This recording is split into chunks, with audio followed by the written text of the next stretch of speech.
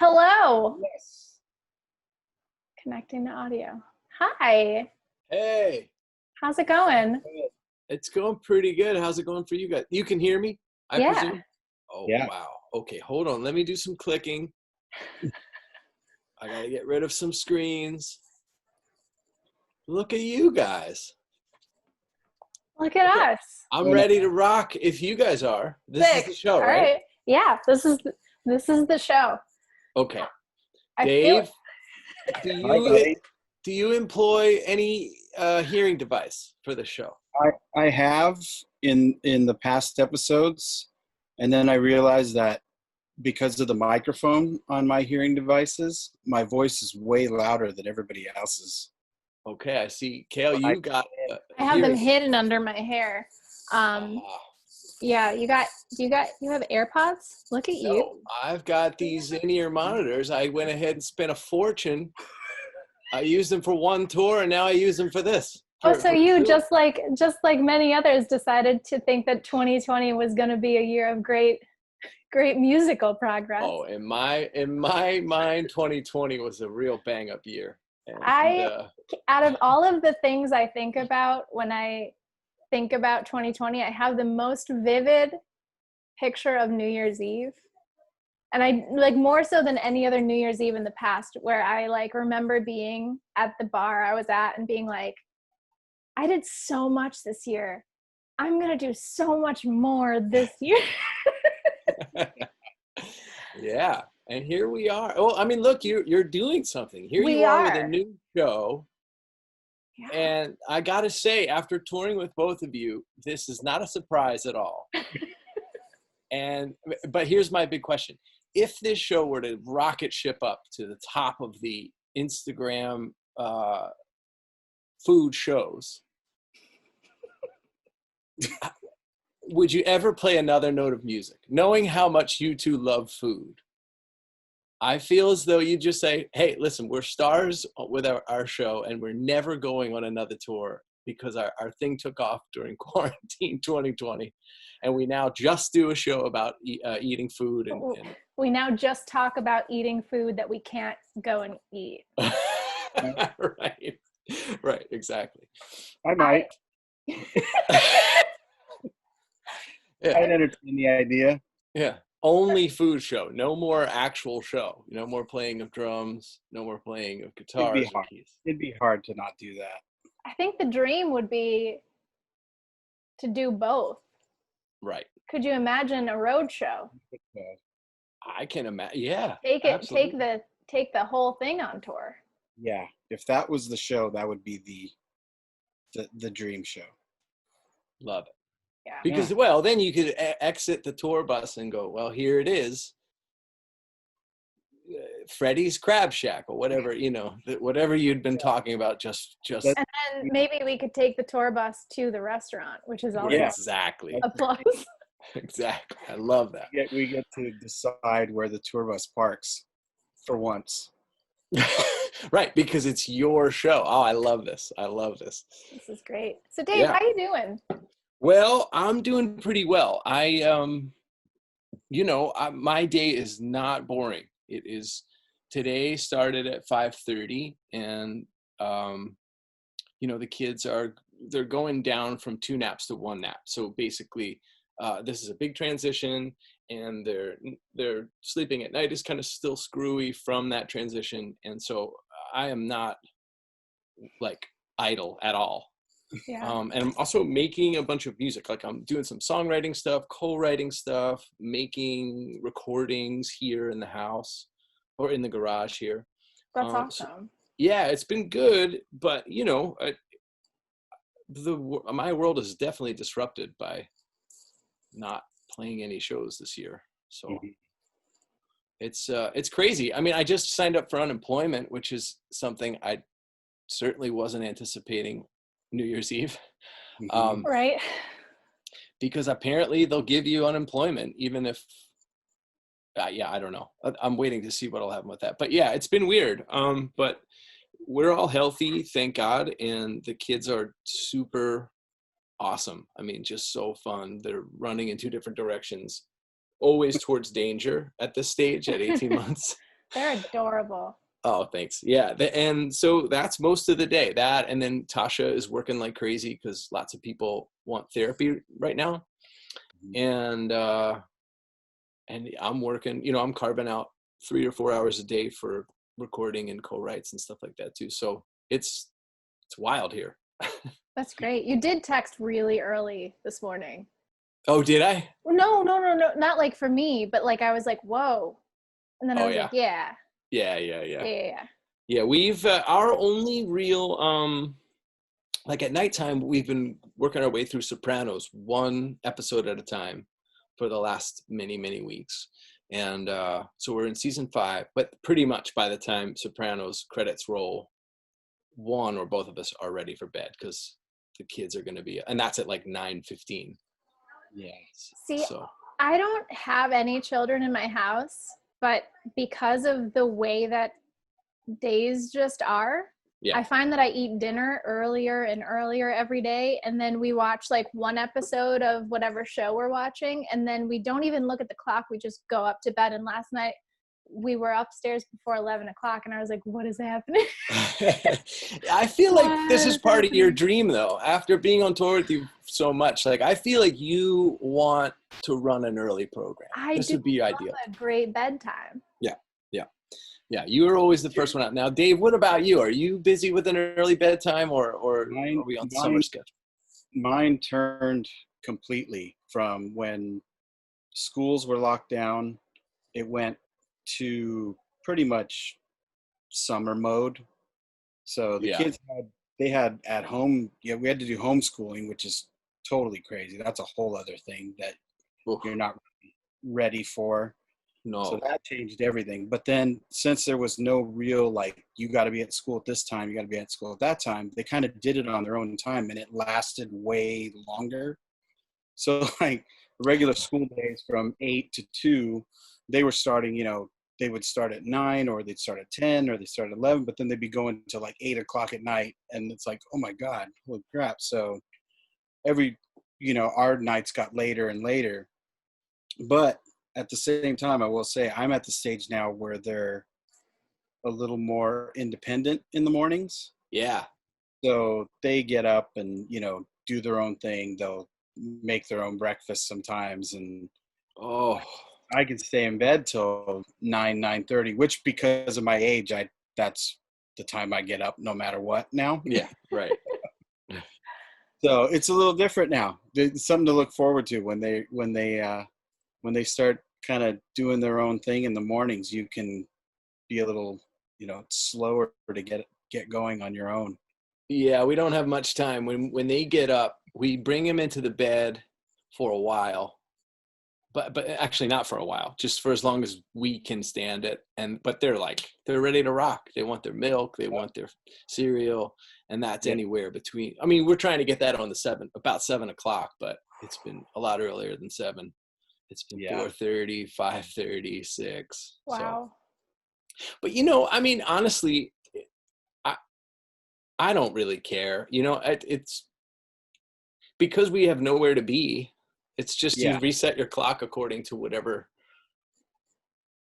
the demands are, and that's the biggest demand. It's their needs. So yeah, things are cool. I'm not. I feel very. You sort of rudderless for a while. I was rudderless for a while, but now I kind of have a program we're running, and it's just it's a lot of it's just survival mode with the kids, like keep them out of the street. It's a lot of the day, and tons of exercise. Like we're on the bike and walking and like anything to keep them moving. So, I'm thankful nobody's sick. Mine is more like, come on, we got to go exercise. We got to go do something. Put down your device. Oh, we got to get outside a little bit. And they're like, it's like, yeah.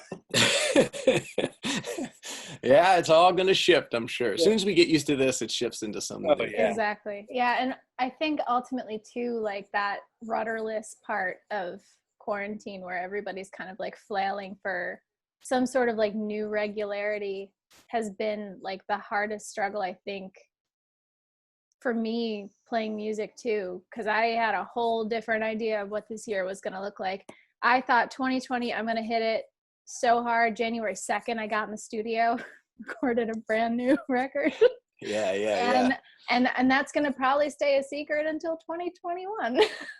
Well, it does seem like everything's just imprinting onto 21, Yeah. which I guess in a tour, like for tours and things, it's good your record didn't come out though. Yes, 100%. I think that's the roughest reality, is putting something out with the intention of touring on it and then having all that taken away. That's gotta be the roughest. Whereas, you could put something out this year, if like, I'm going to hopefully make a couple releases this year, just that I wouldn't have put out and only are sort of appropriate because of what we're doing in quarantine, or what we're not doing, which is touring. But yeah, if you can time it to where you're like, oh, I know when I'm going back to work, I'll put the record out then. Exactly. But who knows? It's what a weird. And so food. I love that we've like, see this. I knew that this was how this episode was going to go too, because we both know you. Yeah. Like arguably, like this is a half a catch up. Like, hey, how's it going? Yeah. And I like that just the same. But if we really have to get into the meat of this, pun intended, right. Because you've traveled with me a lot, and you know how important food is to me, and also Dale as well, which for the sake of this conversation I will refer to him as Dale. Yes, Kayleigh and Dale's show. I love it. This goof on a morning bus ride has become a real show. Yeah, you guys love food. There's no two ways about that. I mean, Dave will play perfect drums with, as long as you keep one type of, like a sandwich every couple hours, the tracks just keep coming, like perfect drums as long as there's sandwich. So there's that. And then of course, we've been on tour together, and most of the time if I'm looking for good food and we're on tour together, I'm going like, Kayleigh, what are you doing? All right, I'll just do that. Yeah. And especially now, because I haven't had meat all year. Like I mean, I hate to say, I'm still going. Nice. It's kind of stuck with me, and I pretty much cook vegan. So since this whole thing started, he hasn't had a whole lot of much in that. But he eats vegan because you're vegan. I cook, but it's also not because he doesn't want to cook. Like, that's a whole other thing. I genuinely enjoy cooking, and this has like I've decided to level up during quarantine. Like, we had Beyond Burgers for dinner, and I made the buns, I made the sweet potato fries, I made the pickles. Like, I straight up have gone. Wow. Food. You made the pickles. Like, when did you start that project? Last week? I started it 4 days ago. Wow. So you knew tonight was Beyond Night. It's our Beyond Night as well. This is so. As soon as I'm done this, I'm going straight in there for Beyond myself. Mm-hmm. Yep. We're going the other way. We're going to have hot dogs tonight. Sick. We're having hot dogs tonight. We're going the complete opposite. And Dave, will you be indulging in hot dogs as a celebration of baseball coming back? I will. Great idea. I am. Love it. So Dave, I have a question for you based on your meatlessness currently. Is this a permanent change? And you don't have to answer this if it's a touchy question, but I personally, I don't eat meat. I will eat fish sometimes. I hardly eat dairy, but I'm still very much in the mindset of if I'm somewhere special and you gotta have that one dish, like when you're in Amsterdam, and we'll talk about that, are you still feeling you gotta when you gotta? I haven't done that. And it's, unfortunately, I've been approaching this meatless thing a little bit like I did sobriety, which is grudgingly. I didn't want to be sober. I knew I should. And this is sort of the same thing. I don't really want to be vegetarian. I do eat some fish. Mm-hmm. But in the same way that I'm like, man, if I eat a cheesesteak, I might as well just go whole hog. I don't know, because the thing that happens with me, because I don't eat meat very much, I'll try something if we're somewhere and I take a bite of Joe's or something, and I'm like, It's good. I'm glad I got what I got though. Like Right. you kind of like outgrow it in a weird way. Maybe, yeah. I'm hesitant to try right now because it's pretty recent. It's only been 6 months or whatever, and I've been vegetarian before. I mean, it's fine. I like it. Good. I would like it more if I was traveling because then you can get like Ugh, fine cuisine. there's But some great. oh yeah, Although yeah, it's also a lot of shitty food. Like it's like delicious, but you're gonna end up eating yeah. After garbage. show food is going to be brutal for There's a vegetarians. you want to know what you got to do next time you're in Orlando? I can't wait to be in Orlando. There is the vegan hot dog stand. Yeah, that place is awesome. Place. Yes, yeah, that's really good. It's right by Social, right? Yes. Yeah. Is it the vegan hot dog stand? Dale, have you been there? No. I think that's what it's called. Oh, you would love it. Fantastic. And they load that thing up so much that you wouldn't know it's not. That's right. Yeah. Every fixin' on there, no problem that it's good. It's a false dog. Yeah. Yeah, vegetarian, it's good. I just read so much and the boys were coming or the boys had arrived and I was like, I got to do my part, I like the taste of meat, but I don't know. I feel compelled to do it. That's awesome. I think when the more you know, the easier it is to make that change. But at the same time, I don't we all have our things that we believe in and we stand up for. And I think that we can't do them all. So like whatever ones you choose to do, fantastic. That's awesome. Yeah, it's also one of those things where the more if I say that I'm a vegetarian or whatever, then like I never want to be in any club where I would have me as a member, the Groucho Marx thing. But it's the same thing with sober initially. Like I was like, oh, I'm not sober, I'm just not drinking. And then a year goes by and I'm like, all right, I'm sober, I'm not going back. So we'll see. But thankfully Tasha's pretty into cooking and eating mostly veggie. Like she had a steak last night, but it was like the first one I think in months. And usually like we've gone on one date since things have sort of reopened, like a socially distanced kind of thing where we were sat outside and so on. And she ordered steak there and it was great for her. That's awesome. Yeah. So if we were to travel around the globe to a place that doesn't care if you're eating meat or not. Yes. Memories. Yeah. Talk to me. What's the city? Well, I mean, let's face it. If you're in London, New York City, Los Angeles, Seattle, these kinds of places, everything's at your disposal. Like there's one of everything. You could even find good pizza in London, I think. If you tried. Well, maybe not pizza, but I didn't mean to sass you. I was actually curious. Like, oh, cool. Where's the pizza? No, I'm just sort of making a global comment that like when you're in those huge cosmopolitan cities, You can find anything. But there is something to be said for like finding the diamonds in the rough, and that's kind of what making so many trips around the same kind of circuit you start to develop, like which we've hit. The three of us have hit a bunch of those. But I think I've probably had the most, like I have the most experience navigating the food scene in Amsterdam.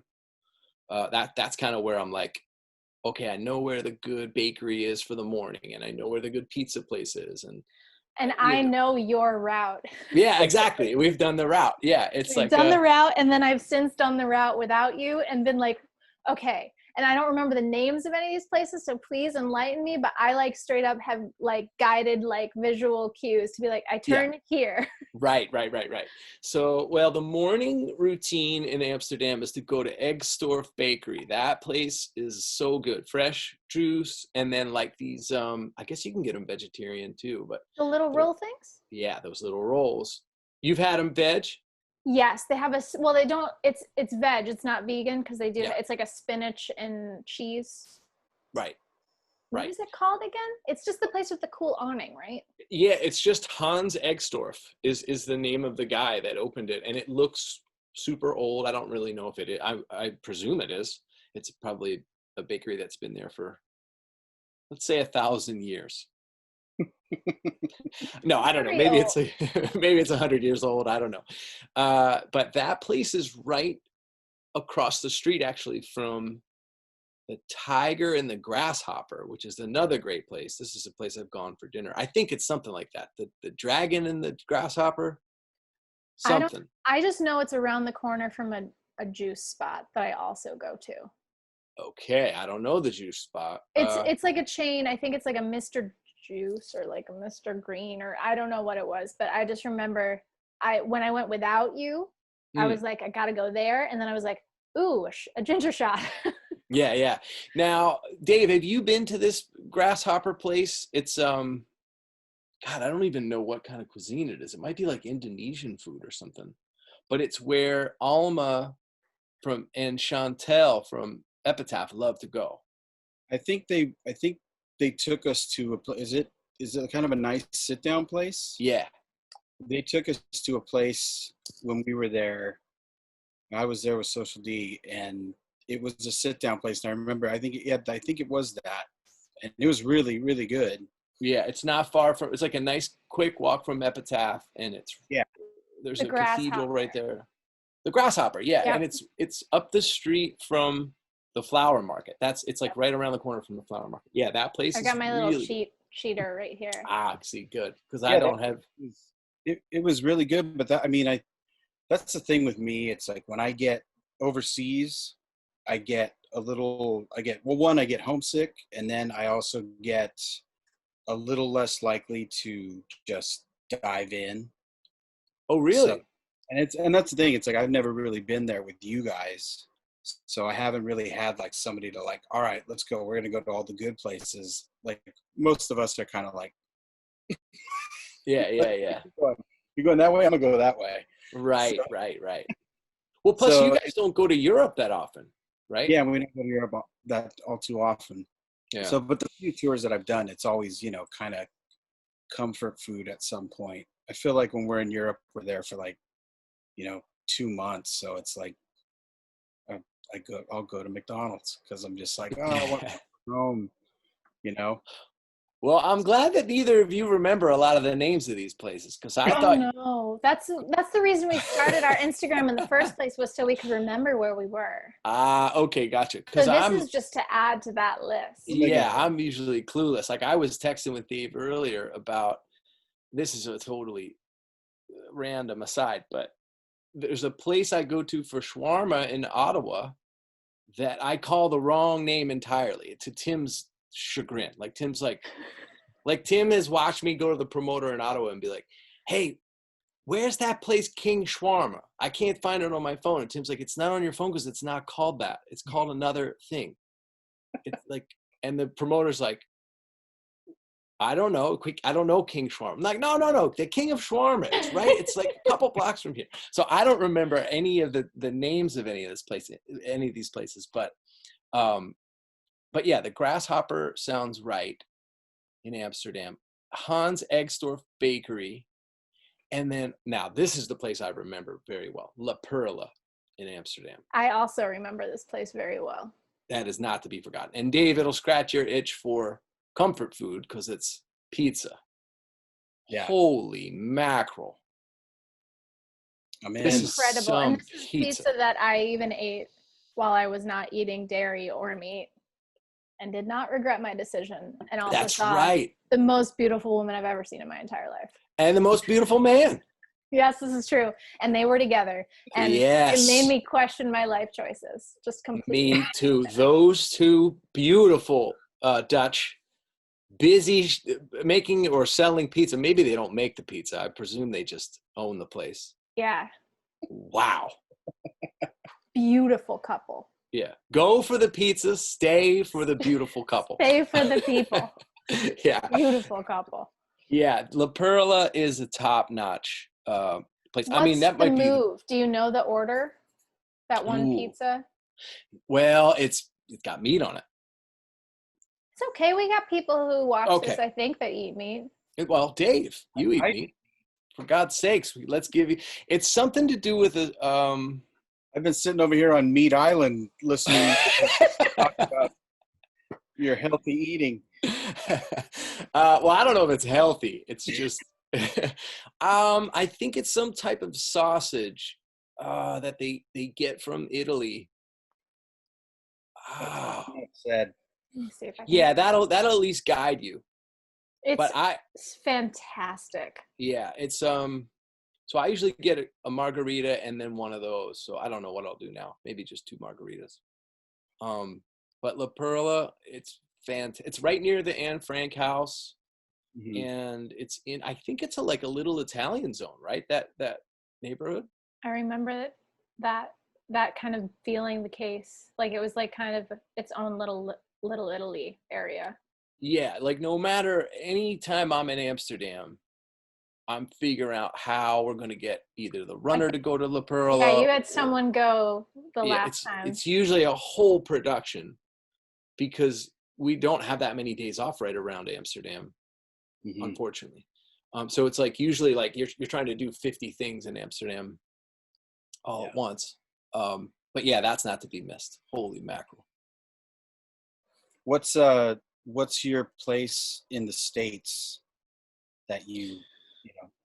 Well, I mean, the places I know best are Philly and Santa Barbara. Like I know Santa Barbara pretty well because, I live here, but B, it's mostly Tasha. Like she is such a foodie. You really should get her on the show because I just sort of follow wherever she's going and say, oh, that sounds good. And then I'm typically not bummed if I eat what she eats, but yeah, those are the 2 places I probably have the most familiarity. But there are tons of places like King Shawarma in Ottowa where I have like my go-to in the town.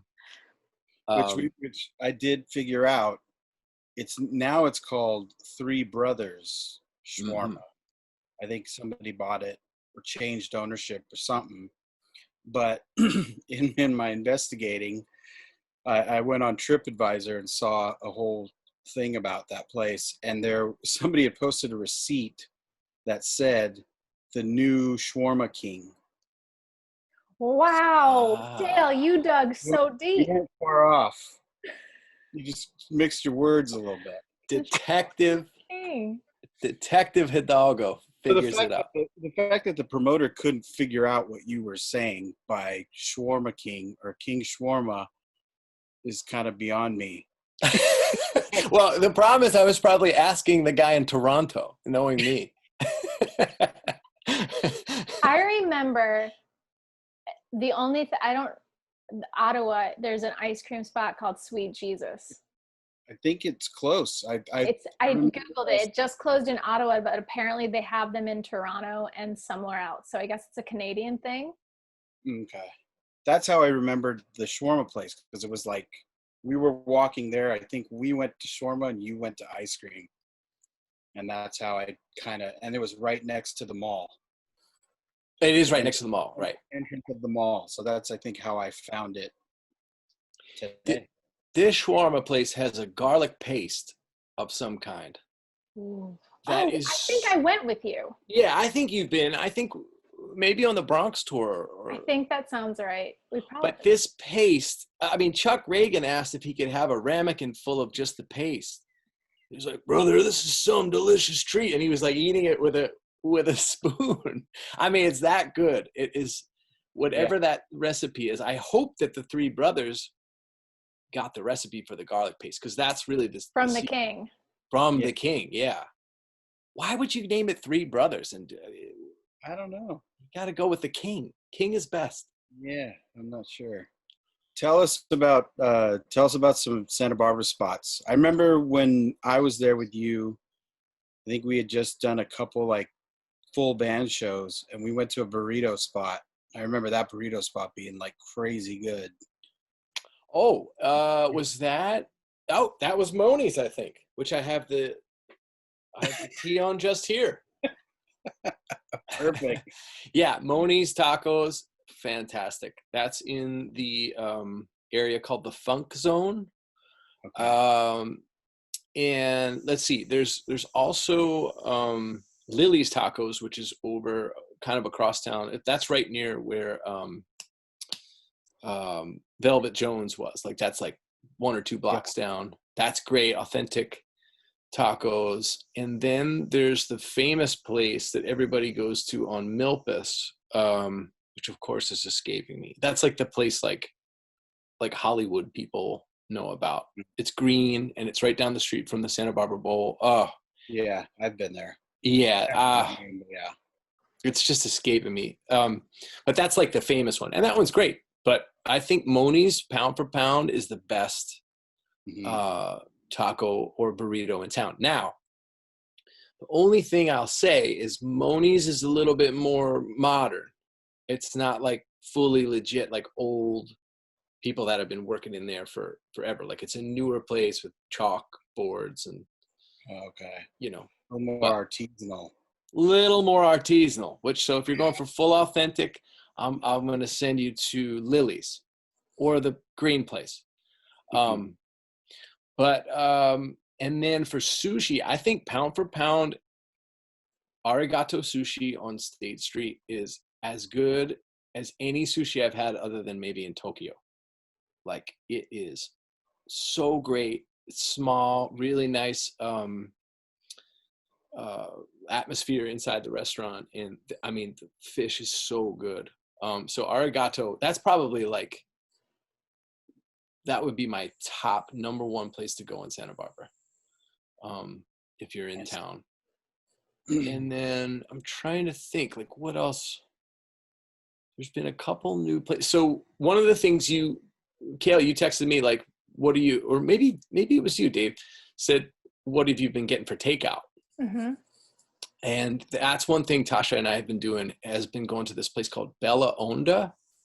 And that's empanadas. And it's like, I've never had empanadas like this. Holy mackerel.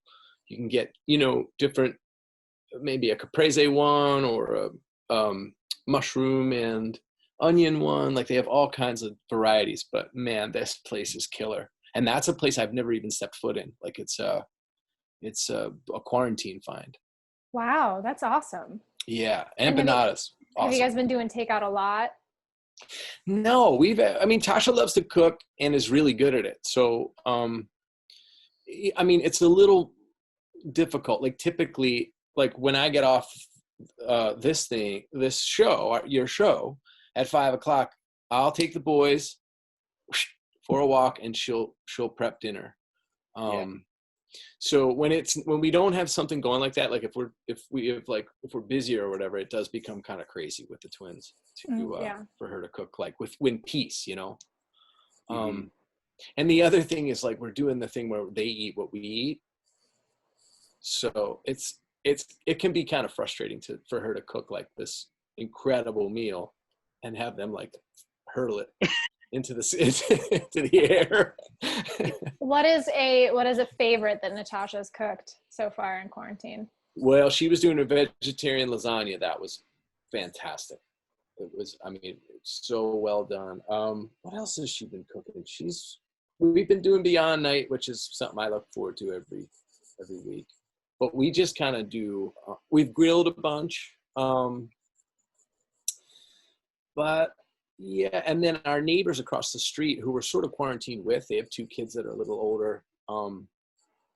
They are incredible at baking. Like Chloe, their daughter is 9, but is like one of the best bakers I've ever met. Like, she's like so legit. And so she'll show up with like muffins and stuff. So between Tasha and them, we are definitely that. This is why I'm busy with the kids, like biking and walking, because it's constant calories. That's awesome. Yeah.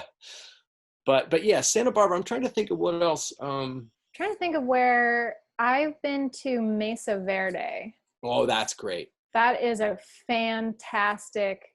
Is it only vegan or is it everything? I don't know if there's cheese. There may be. It may be. Yeah, I think there's some flatbreads. I had some fantastic like vegan Alfredo that was amazing. Yeah, that we haven't been there in a while, and I think there was some I can't remember, so I shouldn't speak on it. But there was some local brouhaha about that place. Like the owner maybe was up to some shenanigans or something. I don't remember. And so we laid off it. But I mean, I didn't want to. I just was told that we were going to lay off it for some reason that I can't remember, and I'm not even sure if it was that place. So I shouldn't have even said this in public. But yeah, Mesa Verde is, oh, that's great. We live on the Mesa, so we're like up from downtown, and there's some good stuff up here. We have a really good like Whole Foods type place that you've been to, Kayleigh, right? Like the Yes, what's it called again? Lazy Yes. Acres. Yeah, that place is great. And it has everything. It does, yeah. So we're in there a lot. It's not that exciting of a thing to bring up, you know, because it's just a grocery store, but it's a really good grocery store with lots of good food. I'm from the land of Wegmans, where grocery stores are worth bragging about, especially if they're good. This one's good. Yeah, this one's good. And we're in and out of there often, especially with Tasha working. You know, we can just kind of go in and get dinner for everybody if we. Is it pretty easy to go shopping out there? You mean in terms of like quarantine? Mm-hmm. Yeah, I would say the king of all of the quarantine grocers is Trader Joe's. They've got it dialed. You never feel too close to anyone. They don't allow too many people in. They have it all spaced properly, and sort of have been doing a good job from the start. That's the only store I've been to. I've only been once in Philadelphia since this whole thing started, and it was Trader Joe's. Where's the Trader Joe's in Philly? Oh, I don't want to give my secrets away, because there is the one on 21st and Market, 21st or 22nd and Market, but there's another one on 13th and Arch, brand new. Oh, very underwhelming in regards to crowds. So I like to keep that one a secret. I go on bike rides, and I ride my bike down Arch just to assess. And then if there's nobody in there, I just park my bike, and then I have my credit card in my fanny pack, and I'm good to go. 13th and Arch, huh? Yeah. So right up from where the track was. Mm-hmm. That's cool. Yeah, I haven't even been over that way in years, but that's cool. Yeah, Trader Joe's, we do that. We do Lazy Acres, and then every now and again we go to a place called, actually every week we go to Santa Cruz Market, because they have the best, it's like authentic salsa, like the best salsa in town. So I make a special trip for that. And what's that, Dave? I said nice. Yeah. Maybe we should use that transition into Philadelphia, because I feel like we can't not talk to you about Philly food, because you've shown us all Philadelphia food. Yeah, but I mean, it's something, I'm from the past. But I'm from the future, so let's talk this out. Let's meet in the present. Yeah, I sort of know all the like sleaziest, most delicious, long-standing places in the city. But you know, Philly's, I mean, pound for pound is maybe one of the best culinary cities in the country, right? Because like the whole New York's too expensive to open things, and so everybody goes to Philly and sort of opens their dream restaurant. And I gotta say, I've been here now 2.5 years, and between having lived on the East Coast, on the West Coast, in the South, like I love exploring Philadelphia in regards to its restaurants. Yeah. It's like I'm surprised that there's so much that I still have no idea about what's going on. Like I just recently heard of a great Ethiopian restaurant, and I was like, we have those in Philadelphia? Like Is that the one in West Philly? I think it is. I haven't been yet, but I was just talking to someone about it, and I was like, I need to check that out. There's a really good one up by where Toby lives. Or is he back? He's back, yeah. Okay. Now, yeah. So he goes to that Queen of Sheba bar or whatever, which is fun. But I think it's maybe a few blocks from there. There's an Ethiopian place. I haven't been in years, but that was one of the ones that everybody sort of swore by. Because I was talking to someone about it, because I've been to Ethiopia and I've eaten food in Ethiopia, and I was like, I should do that again. Yeah. Well, maybe just go to West Philly first. I don't, as much as I enjoyed my visit. I don't necessarily, I'm not looking to book a tour there again anytime soon. Yeah. Well, I mean, it's far, It's very far. It's a lot different. Yeah. But so, okay, more Philly spots. Okay. So Philly, I mean, let's run it down. So actually a good story for the show is that we were playing Union Transfer and I don't live in Philly anymore. And so I was on the bus instead of like going home, which is a very peculiar situation to be in, like on a bus in the town that you're from, So it was me, Miles, and Dave. I think you just went home, right? At that point or were you on the bus? I don't know. I don't know, but Dave, Miles, and I took like a late night, as if we were drunk, tour of everything that's open late in South Philly, which was, I think we walked from Union Transfer to South Street. I think do we have a slice of Lorenzo's? I don't think we did. We went to the pretzel place. Right. We went to the So midnight. We went to Pat's, and then we went to the pretzel place on the way back. Right. I thought we got a slice at Lorenzo's too, but I may have just thought that would be a fun idea to add pizza. By the time we did that, I might have blacked out. Dave, I have a question for you. Have you ever done the South Street Challenge? What? No, I don't think I have. Dale, have you? I don't know what it is. What is it? It's when you tell me what it is, and I might have done it. Joe's told me about this because he has done it before. You wrap a cheesesteak in a slice of Lorenzo's. I haven't done it. No? Okay. I've seen people do it. My friend Brendan has done it. I gotta say, even though I love the idea of both of those things together, it just seems like a lot of bread. It's a little gnarly for me. I'd rather enjoy them both separately. Maybe in the same sitting, but not together. Dave, going up at the end. Do you remember how many sandwiches you ate while we tried drums for Bury Me in Philly?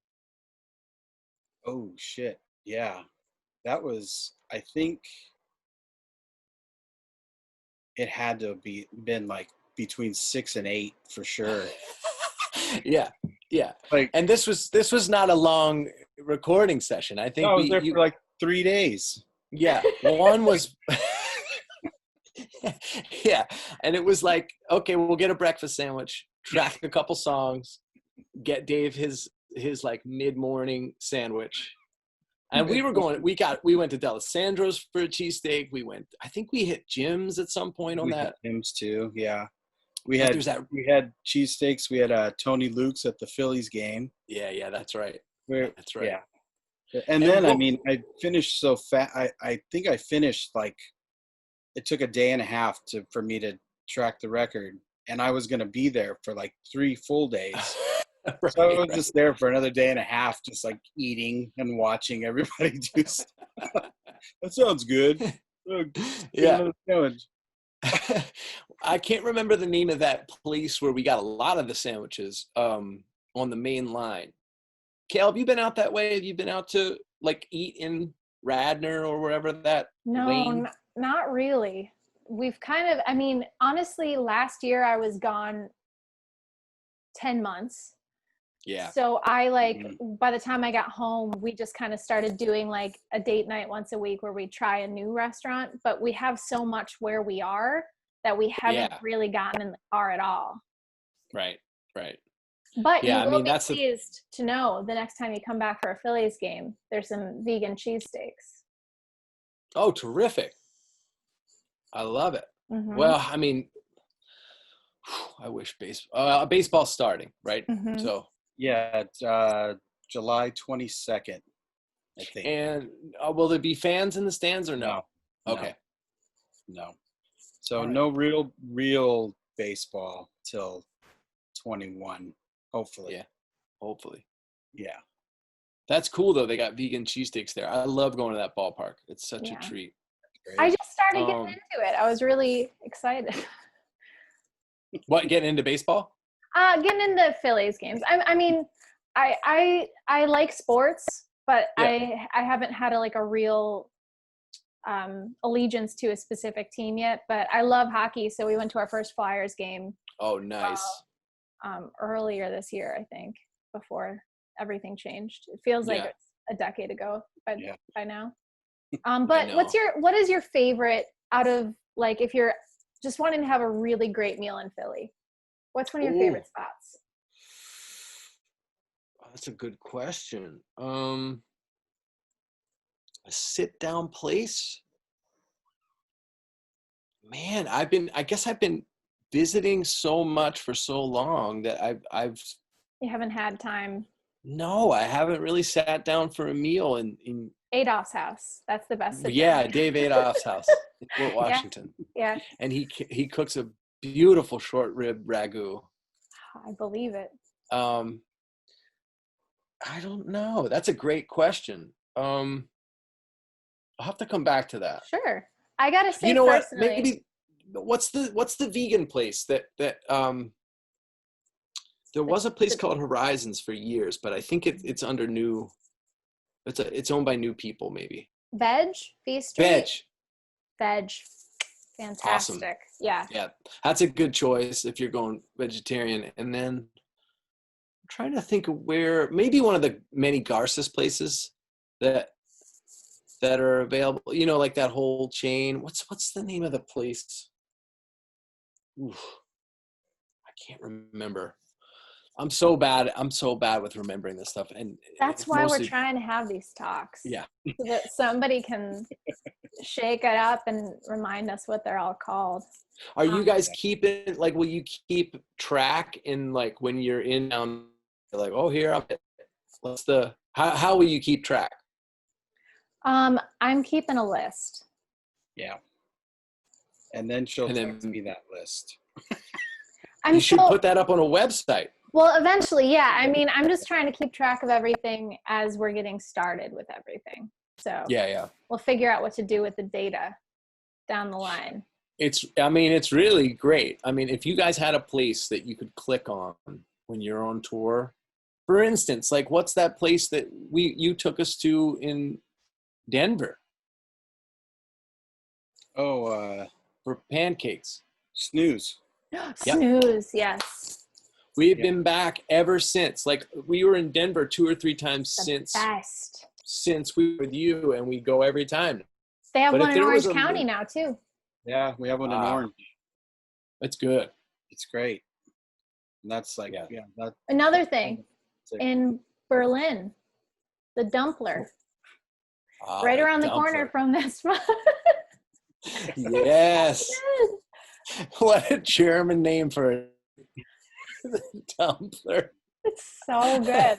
But yeah, I think that's the goal, is to try and have like some kind of archive, like, oh, so you're playing this venue, because we all play pretty much the same spots.